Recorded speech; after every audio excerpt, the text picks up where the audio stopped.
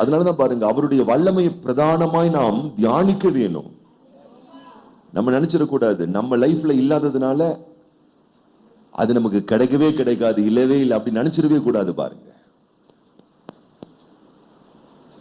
NASA அறிவியல் அந்த scientist எல்லாம் 2020ல ஒரு மிகப்பெரிய ஒரு அறிக்கையை சமர்ப்பித்தார்கள். 2020ல அறிக்கையை சமர்ப்பித்தார்கள்.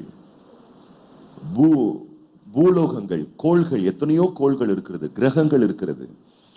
அவர்கள் கண்டுபிடித்திருக்கிறார்கள், சில குறிப்பிட்ட கிரகங்களில், கோள்களில் கோல்டு இருக்காம்.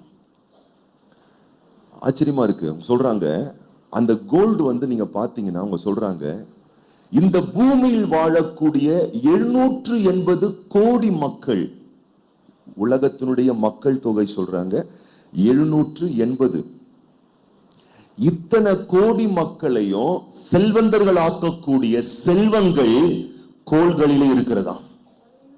எப்படி வச்சிருக்காரு பாருங்க ஆண்டவர். பக்கத்துல பார்த்து சொல்லுங்க, நீ பார்க்காததுனால எதுவுமே இல்லைன்ற அர்த்தத்துக்கு முடிவுக்கு நீ வந்துடாத. இன்னும் ஆண்டவர் மிச்சம் வச்சிருக்காரு.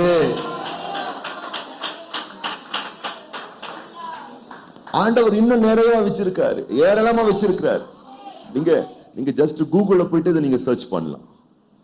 அவங்க சொல்றாங்க அவ்வளவு கோல்டும் வெள்ளியும் அவ்வளவு விலையேற பெற்ற விஷயங்களும் இன்னும் குவிஞ்சு போய் கிடக்குதான். கர்த்தர் பாருங்க, அவர் இன்னும் ஓட்டாண்டியான ஒரு ஆண்டவர் இல்ல பாருங்க, சம்பூர்ணமானவர், தயால பிரபு, அற்புதமா தரவர் பாருங்க. அப்ப அவர் இன்னைக்கு இந்த காலையில உங்ககிட்ட எதிர்பார்க்கக்கூடிய ஒரே ஒரு விஷயம் என்னன்னா, நான் இதை செய்ய வல்லவரா இருக்கிறேன், ஆனா நான் இதை செய்வேன்னு உன்னால உறுதியாய் நம்ப முடிகிறதா? இதுதான் அவர் கேட்கிறாரு, வேற ஒண்ணும் அவர் கேட்கல.